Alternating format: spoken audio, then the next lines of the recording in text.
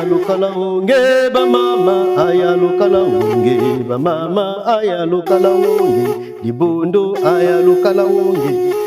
batata ba mama nkundi ya luzolo beno bankela ndaka tukama longi ya kinkulu to beno batuzola dibundi ya ngunza dibundi bikaka bakoko ya beto fumu machua fumu kimbangu mabyala manganga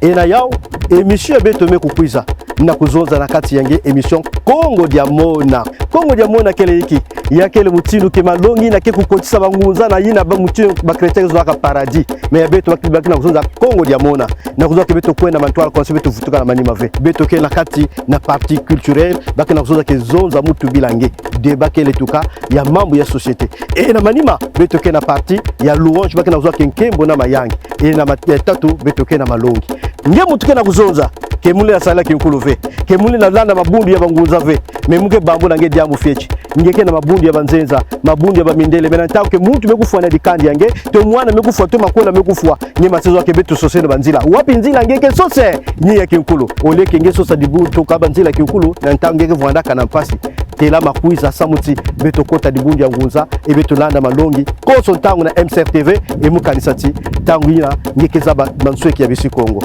mamondo mimenjele kebe jibwiri